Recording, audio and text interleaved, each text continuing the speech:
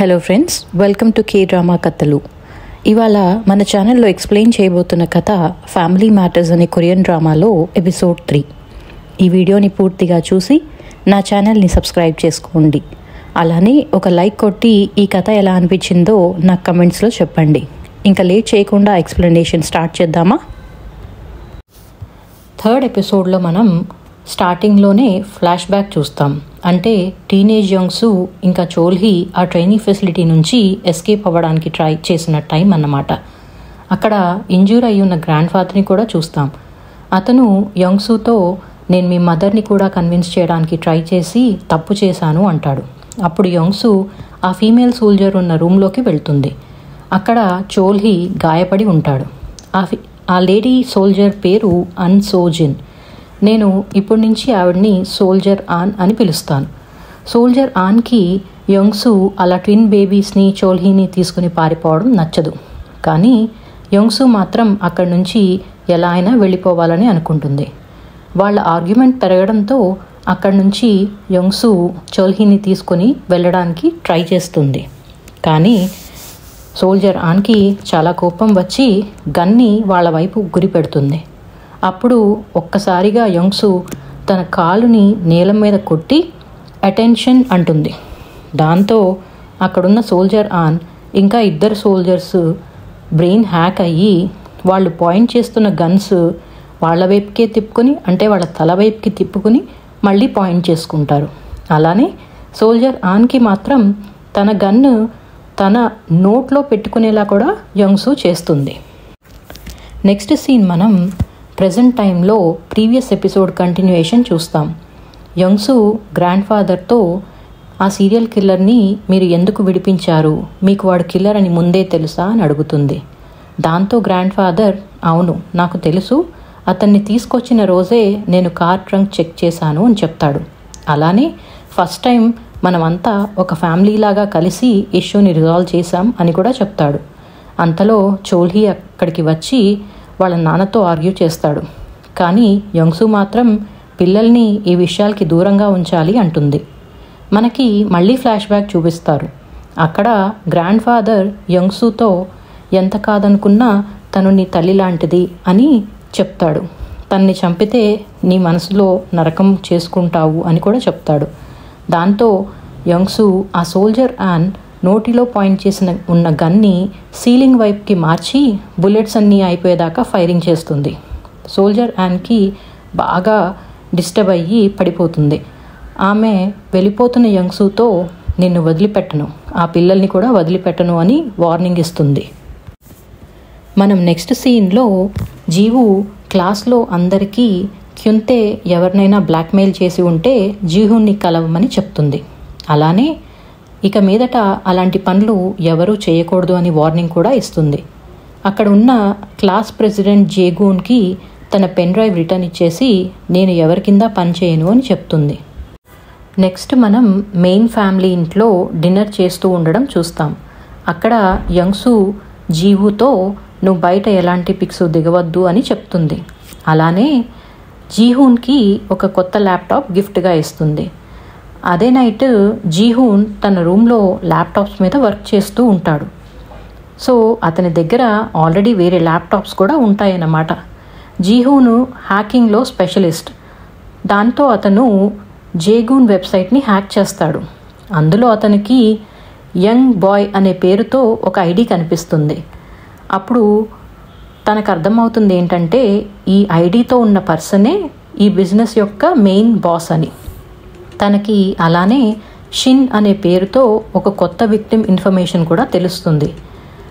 అయితే జీహూన్ ఆ young boy ID ఎవరిదా అని ఇంకొంచెం రీసెర్చ్ చేస్తే తనకి అర్థమవుతుంది ఆ టౌన్లో ఉన్న డైరెక్టర్ అయిన జాంగ్ నోవానే ఆ యంగ్ బాయ్ ఐడితో ఉన్న మనిషి అని. మనం అలానే షిన్ అనే అమ్మాయి ఆ డైరెక్టర్ దగ్గర సెక్రటరీలా పనిచేయడం చూస్తాం. ఆ డైరెక్టర్ ఆ అమ్మాయి బ్యాడ్ పిక్స్ అండ్ వీడియోస్ చేసి ఇంటర్నెట్లో అమ్మడమే కాకుండా ఆ సెక్రటరీని ఫిజికల్గా టార్చర్ కూడా చేస్తూ ఉంటాడు. తర్వాత మనం ఆ సీరియల్ కిల్లర్ ఇంటర్నెట్లో మిస్సింగ్ అమ్మాయి డెడ్ బాడీ దొరికిన న్యూస్ చూసి కంగారు పడుతూ ఉంటాడు. అప్పుడు అతనికి ఆ క్లినిక్లో ఉన్నప్పుడు కేజ్లోంచి క్యుంతే అనే స్టూడెంట్ చూసిన స్టూడెంట్ గుర్తు వస్తాడనమాట. క్యుంతే ఇన్ఫర్మేషన్ కోసం నెట్లో సెర్చ్ చేస్తాడు. అప్పుడు వాళ్ళ నాన్న ఆ గ్యాంగ్స్టర్ ఇన్ఫర్మేషన్ కూడా తెలుస్తుంది. నెక్స్ట్ సీన్లో మనం ఆ గ్యాంగ్స్టర్ సన్ క్యుంతేని చూస్తాం. అతను కంప్లీట్గా వేరే ప్రపంచంలో ఉంటాడు. అతనికి ఎంతసేపు తను టార్చర్ చేసిన విక్టిమ్స్ తనని టార్చర్ చేస్తున్నట్టు కనిపిస్తూ ఉంటుంది. ఆ గ్యాంగ్స్టర్కి ఈ సీరియల్ కిల్లర్ కాల్ చేసి మీ అబ్బాయికి ఏమైందో నాకు తెలుసు అని అతనికి వీడియో పంపుతాడు. అందులో ఆ వీడియోలో యంగ్సు క్యుంతే తల నిమురుతున్నట్టు ఉంటుంది. ఆ గ్యాంగ్స్టర్ ఆ వీడియోని డాక్టర్కి చూపిస్తే డాక్టర్ ఏమో అది హిప్నోసిస్ చేసి ఉంటారు అని చెప్తాడు. అలానే క్యుంతే ఫ్యాంటమ్ పెయిన్ నుంచి సఫర్ అవుతున్నాడు అని చెప్తాడు. అంటే తను ఫిజికల్గా చూడటానికి బాగానే ఉంటాడు, కానీ మెంటల్గా ఆ ఫిజికల్ టార్చర్ యొక్క పెయిన్ ఫీల్ అవుతూ ఉంటాడన్నమాట. మరోవైపు పోలీస్ స్టేషన్లో ఆ ఇద్దరు పోలీస్ ఆఫీసర్స్ ఆ యెల్లో వ్యాన్ అండ్ కార్ గురించి వాళ్ళ డేటాబేస్లో ఎంత వెతికినా ఏమీ ఇన్ఫర్మేషన్ దొరకదు. దానితో వాళ్ళు ఆ సీసీటీవీ ఫుటేజ్ని బాగా జూమ్ చేసి ఆ యెల్లో వ్యాన్ మీద ఉన్న పేరుని పర్ఫెక్ట్ ఈవెన్ యానిమల్ హాస్పిటల్ అని అనుకుంటారు. నెక్స్ట్ సీన్లో మనం పర్ఫెక్ట్ హెవెన్ యానిమల్ హాస్పిటల్ బయట చోల్హీ తన వ్యాన్ క్లీన్ చేస్తూ కనిపిస్తాడు. పక్కనే సెక్రటరీ షిన్ ఒక స్ట్రే క్యాట్తో కనిపిస్తుంది. ఆ అమ్మాయి ఎవరో చాలా బాధలో ఉన్నట్టుంది అనుకుంటాడు. అదే టైంలో యుంగ్సూకి ఆ సీరియల్ కిల్లర్ కాల్ చేసి నీ వీడియో నేను క్యుంతే వాళ్ళ నాన్న ఆ గ్యాంగ్స్టర్కి పంపించేశాను అని చెప్తాడు. ఆ వీడియోని గ్యాంగ్స్టర్ చీఫ్ ఓకి చూపిస్తాడు. అలానే క్యుంతేని హిప్నటైజ్ చేశారు అని కూడా చెప్తాడు. అంతలో వీల్ చైర్లో క్యుంతేని చూసి చీఫ్ ఓ చాలా బాధపడిపోతుంది. క్యుంతే కూడా ఆమెని అమ్మ అని పిలుస్తాడు.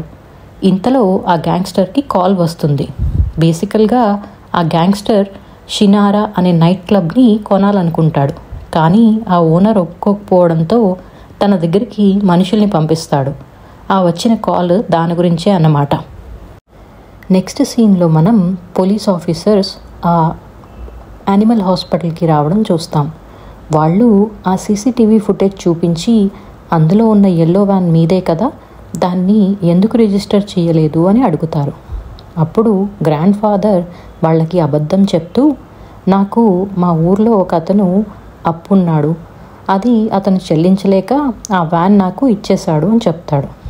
అప్పుడు ఆ పోలీస్ వాళ్ళు యానిమల్ కాస్ట్యూమ్స్తో కార్ని తోసుకొచ్చిన ఫుటేజ్ చూపించి దీని గురించి ఏమన్నా తెలుసా అని అడుగుతారు. దాంతో గ్రాండ్ ఫాదర్ ఆ యానిమల్ కాస్ట్యూమ్స్ షినారా నైట్ క్లబ్ బయట ప్రమోషన్ చేసేవాళ్ళు వేసుకోవడం చూశాను అని చెప్తాడు. దాంతో పోలీస్ ఆఫీసర్స్ అక్కడి నుంచి ఆ నైట్ క్లబ్కి బయలుదేరతారు. బయట మెయిన్ పోలీస్ ఆఫీసర్ వ్యాన్ మీద డెంట్ పడింది చూసి ఈ వ్యాన్ ఖచ్చితంగా ఏదో యాక్సిడెంట్ అయ్యింది అని అనుకుంటాడు. ఆ నైట్ క్లబ్లో మనం గ్యాంగ్స్టర్ ఏమో దాని ఓనర్ని కొట్టి ఆ క్లబ్ తన పేరు మీద రాయించుకోవడం చూస్తాం. అంతలో అక్కడికి ఆ పోలీస్ ఆఫీసర్స్ వచ్చి సేమ్ అదే యానిమల్ కాస్ట్యూమ్స్తో కార్ తోస్తున్న వీడియో చూపించి దాని గురించి అడుగుతారు. అతను నాకు దాని గురించి ఏమీ తెలీదు, నేను ఈరోజే ఈ నైట్ క్లబ్ కొన్నాను అని చెప్తాడు. అప్పుడు ఆ మెయిన్ పోలీస్ ఆఫీసర్ ఆ గ్యాంగ్స్టర్ చేతికి ఉన్న బ్రేస్లెట్ని చూసి దాని గురించి అడుగుతాడు. ఎందుకంటే ఆ పోలీస్ ఆఫీసర్కి సేమ్ అలాంటిదే ఎవిడెన్స్ కింద మౌంటైన్స్లో దొరుకుతుంది. ఆ గ్యాంగ్స్టర్ ఏమో నేను ఇప్పుడు ఎలాంటి ఇల్లీగల్ పనులు చేయడం లేదు, నేను ఆస్పిరేషన్స్ చర్చ్ అనే చర్చ్లో మెంబర్ని, అక్కడ మెంబర్స్ అందరికీ ఆ చైన్ ఇచ్చారు అని చెప్తాడు. మరోవైపు యుంగ్సు క్లినిక్లో చోల్హీ అండ్ గ్రాండ్ ఫాదర్కి ఆ గ్యాంగ్స్టర్ వీడియో చూశాడని అతనికి అంతా తెలిసిపోయిందని చెప్తుంది. అలానే మనం పిల్లల్ని జాగ్రత్తగా చూసుకోవాలని కూడా చెప్తుంది.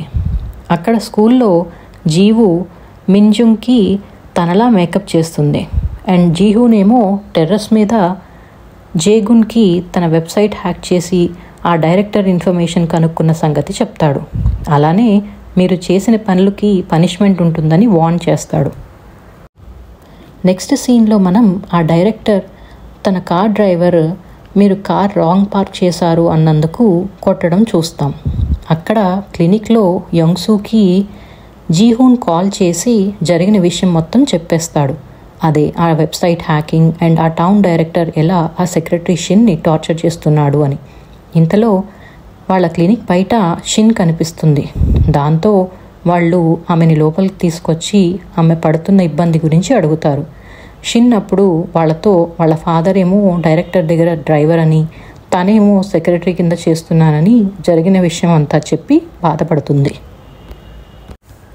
అంతలో జీవు ఇంటికి వస్తుంది. జీహూన్ గురించి అడిగితే నాకు తెలీదు అంటుంది. అప్పుడే యంగ్సూకి గ్యాంగ్స్టర్ కాల్ చేసి నేను మీ అబ్బాయిని కిడ్నాప్ చేశాను అని చెప్తాడు.